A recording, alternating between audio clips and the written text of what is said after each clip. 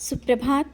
बाबा कहते हैं, मेरे प्यारे बच्चे, जानता हूँ उदास हो और तुम्हें अकेलापन महसूस हो रहा है और कह रहे हो ना कि कुछ ऐसे लोग हैं जो तुम्हारे साथ बहुत करीब थे, जो तुम्हारी सुख दुख और हर एक बात को सुनते थे। आज वो तुमसे दूरी बना रहे हैं और तुम्हें भी दूरी लग रही है क्योंकि वो व्यस्त हो गए हैं और व्यस्तता के कारण उनके पास समय नहीं है तुम्हारे पास बैठने का। तो इसमें तुम्हें उदास होने की कोई ज़रूरत नहीं है। निराश मत हो। तुम्हारे पास स्वयं मैं हूँ और स्वयं को व्यस्त कर दो ज़्यादा से ज़्यादा। व्यस्तता के कारण तुम्हें वो जो कमी है ना, वो महसूस नहीं होगी। और खुद को इतना किसी के ऊपर निर्भर मत कर दो कि तुम्हारे अंदर एक उदासी का भाव आए। तुम स्वयं में क्या हो वो बस पहचानो। समझ रहे हो ना? तुम में वो क्षमता है जो दूसरों को हंसा सकते हो। तो आज ये उदासी क्यों? क्यों ये सोचते हो कि कोई तुमसे बात नहीं कर रहा है, कोई तुमसे बोल नहीं रहा है, कोई दूर जा रहा है, इस कारण मन में उदासी ला रहे हो? नहीं, मेरे पास बैठो, नामस्मरण करो और मुझे याद करो, मुझसे सब बातें करो। मैं हूँ ना, तुम्हारे सुख और दुख का साथी। तुम अकेले नहीं हो। और जिनके बारे में सोच रहे हो ना, वो भी तुम्हारे बारे में सोचते हैं, लेकिन व्यस्तता के कारण उन्हें समय नहीं मिल पाता है। और जानता हूँ उनकी आदत है तुम्हें उनके पास बैठने की। कोई बात नहीं, चिंता ना करो, धीरे धीरे सब सही हो जाएगा। इतना निराश मत हो। और हाँ, घर में कोई बड़ा कार्यक्रम करने की सोच रहे हो और सोच रहे हो होगा या नहीं, कैसे हो पाएगा।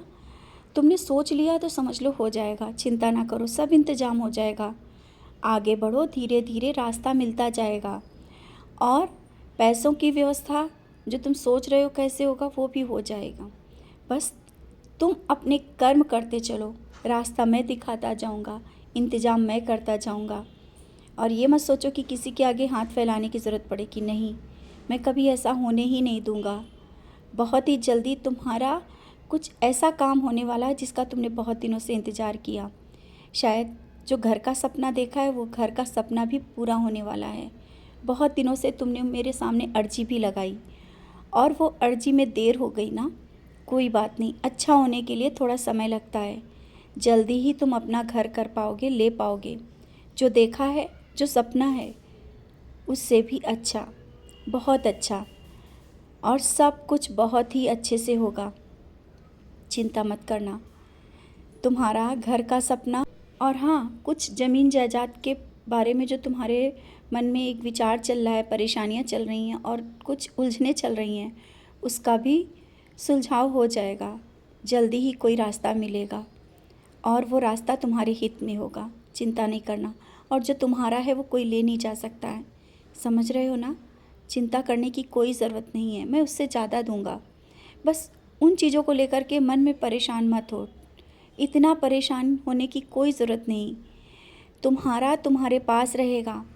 जो जिसका है ले जाने दो। उसको लेकर के सुबह से शाम तक की बातें क्यों करते हो? उन बातों को छोड़ो। जितना बात उन समय में लगाते हो ना, और अच्छी बातों में लगाओ, अच्छे कार्य करो। क्यों किसी की बातें घर पे करते हो? ये सब करना बंद कर दो। दूसरों की बातें करने से क्या मिलेगा? कुछ नहीं ना। सचरित पढ़ते हो और सचरित में जो बातें हैं उनको अमल नहीं कर पा रहे हो तुम। मैं देख रहा हूँ इधर उधर की बातें घर में होने लगती हैं और तुम्हारे साथ और भी लोग करने लगते हैं। तो तुम्हें दूर होना है उन बातों से। और ये जो बातें हो रही हैं ना, जानता हूँ इनमें तुम सोचते हो कि गलतियाँ निकाल रहे हो। हाँ, गलतियाँ हैं, लेकिन तुम मत निकालो। समय के साथ वो गलतियाँ उनके सामने आ जाएंगी। जो जैसा है, जैसे जिसके कर्म है, उसका उसके सामने आएगा। तुम अपना समय इन चीज़ों में व्यर्थ मत करो। अपने कार्य करो, अच्छे कार्य करो। जैसे हो वैसे रहो। दूसरे जैसे हैं उनको वैसे ही रहने दो। तुम अपने कर्म करो।